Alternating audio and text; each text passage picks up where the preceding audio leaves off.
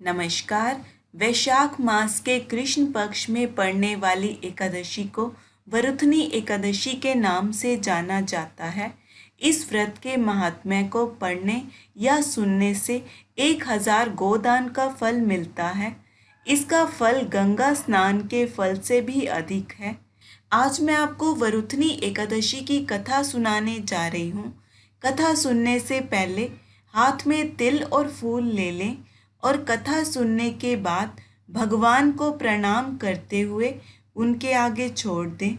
तो चलिए मन में भगवान का ध्यान करते हुए कथा का आनंद लेते हैं। अर्जुन ने कहा, हे प्रभु, वैशाख मास के कृष्ण पक्ष की एकादशी का क्या नाम है तथा उसका क्या विधान है और उससे किस फल की प्राप्ति होती है, सो कृपा पूर्वक विस्तार से बताएं। अर्जुन की बात सुन श्री कृष्ण ने कहा, हे अर्जुन, वैशाख मास के कृष्ण पक्ष की एकादशी का नाम वरुथनी एकादशी है। यह सौभाग्य प्रदान करने वाली है। इसका उपवास करने से प्राणी के समस्त पाप नष्ट हो जाते हैं। यदि इस उपवास को दुखी सधवा स्त्री करती है तो उसे सौभाग्य की प्राप्ति होती है। वरुथनी एकादशी के प्रभाव से ही राजा मानधाता को स्वर्ग की प्राप्ति हुई थी। वरुथनी एकादशी के उपवास का फल 10,000 वर्ष तपस्या करने के फल के समान है। कुरुक्षेत्र में सूर्य ग्रहण के समय जो फल एक बार स्वर्ण दान करने से प्राप्त होता है, वही फल वरुथनी एकादशी का उपवास करने से प्राप्त होता है। इस व्रत से प्राणी इहलोक और परलोक दोनों में सुख पाते हैं।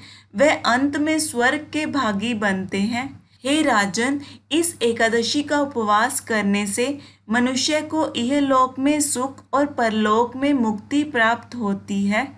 शास्त्रों में कहा गया है कि घोड़े के दान से हाथी का दान श्रेष्ठ है और हाथी के दान से भूमि का दान श्रेष्ठ है और इनके दान से श्रेष्ठ है तिलों का दान। तिल के दान से श्रेष्ठ है स्वर्ण का दान और स्वर्ण के दान से श्रेष्ठ है अन्न दान। संसार में अन्न दान से श्रेष्ठ कोई भी दान नहीं है।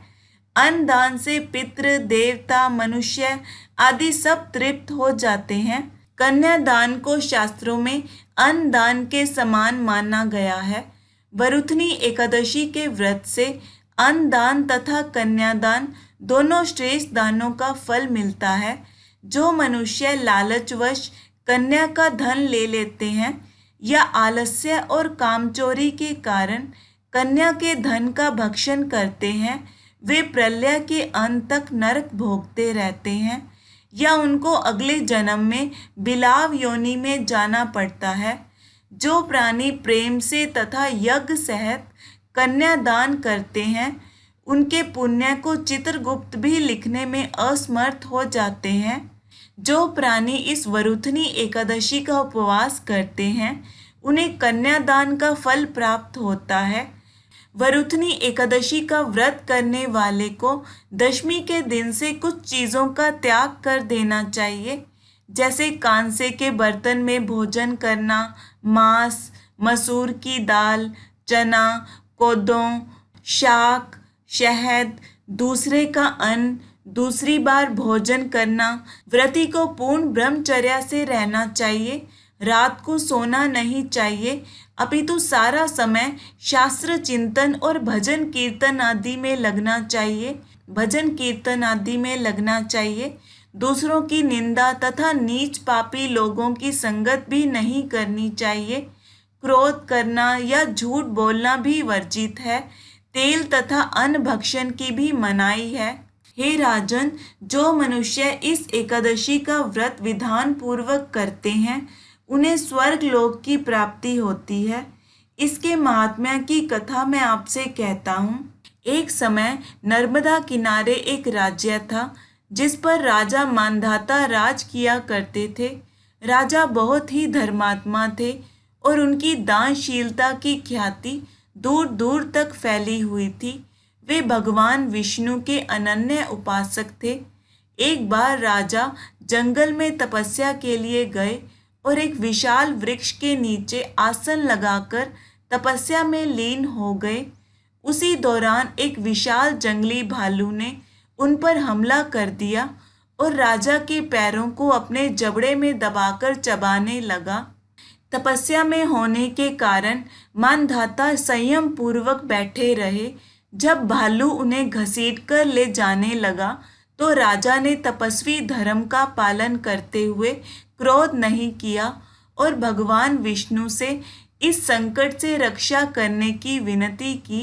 राजा की तपस्या से प्रसन्न भगवान विष्णु तुरंत प्रकट हुए और भालू को अपने सुदर्शन चक्र से मार दिया, लेकिन तब तक भालू राजा के पैर को लगभग पूरा चबा चुका था। राजा बहुत दुखी थे, दर्द में थे। भगवान विष्णु ने कहा कि वत्स, परेशान ना हो। वैशाख मास के कृष्ण पक्ष की एकादशी पर मेरे वराह रूप की पूजा करना। व्रत के प्रताप से तुम पुनः संपूर्ण अंगों वाले हृष्ट पुष्ट हो जाओगे। भालू ने जो भी तुम्हारे साथ किया, यह तुम्हारे पूर्व जन्म के पाप का फल है। इस एकादशी के व्रत से तुम्हें सभी पूर्व जन्म के पापों से भी मुक्ति मिल जाएगी। मानधाता ने व्रत किया और वह पूर्व की तरह स्वस्थ हो गया। व्रत के प्रताप से राजा की कीर्ति भी चारों ओर फैल गई और उसका राज्य समृद्ध राज्य बन गया और अंत में उन्हें स्वर्ग की प्राप्ति हुई। कथा का सार है कि सौभाग्य का आधार संयम है। हर प्रकार संयम रखने से मनुष्य के सुख और सौभाग्य में वृद्धि होती है। यदि प्राणी में संयम नहीं है तो उसके द्वारा किए गए तप, त्याग व भक्ति पूजा आदि सब व्यर्थ हो जाते हैं। आइए मिलकर बोलते हैं भगवान विष्णु का ये मंत्र।